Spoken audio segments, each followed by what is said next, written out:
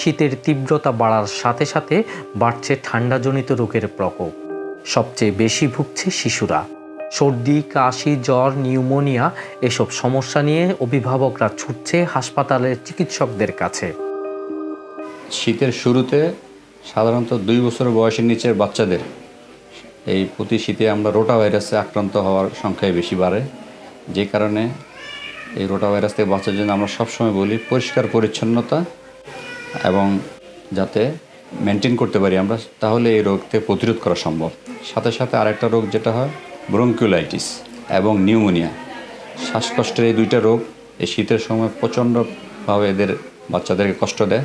যে কারণে আমাদেরকে এই 2টা রোগ সম্বন্ধে প্রোটেকশন নিতে হলে এখানেও যেমন বাচ্চাদেরকে গরম কাপড় পরিয়ে রাখতে হবে, বাচ্চাদের প্রচুর পরিমাণ যেসব 6 মাসের নিচের বাচ্চাদেরকে শুধু বুকে দুধ খাওয়াতে হবে, তাহলেই ব্রঙ্কিওলাইটিস রোগটা অনেকাংশেই প্রতিরোধ করা সম্ভব।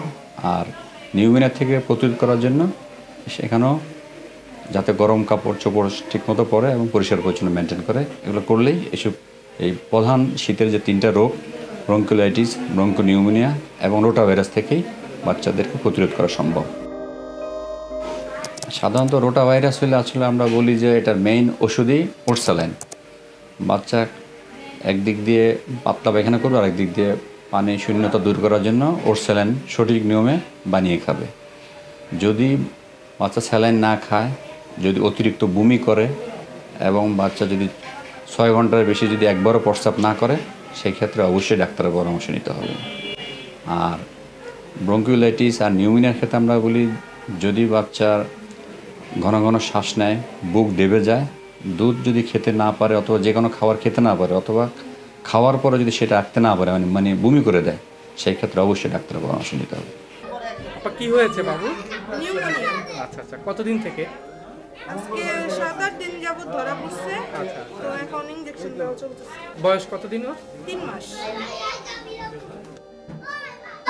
খাবার খেতে যাচ্ছে না আর কি, বুকের দুধ খাচ্ছে না তো। আর হচ্ছে ওর ভিতরে ঠান্ডাটা, ঘুমায় না, সারা রাত কান্নাকাটি করে।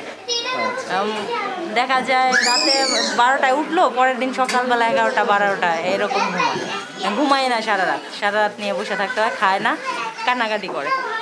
1 সপ্তাহ ধরে এরকম শুরু। শিশুদের সুস্থ রাখতে কিছু বিষয়ে নজর দেওয়া জরুরি। গরম কাপড় পরান, পুষ্টিকর খাবার খাওয়ান এবং বেশি ঠান্ডা এড়িয়ে চলুন। প্রয়োজনে দ্রুত চিকিৎসকের পরামর্শ নিন। আপনার সচেতনতা পারে আপনার শিশুকে সুস্থ রাখতে।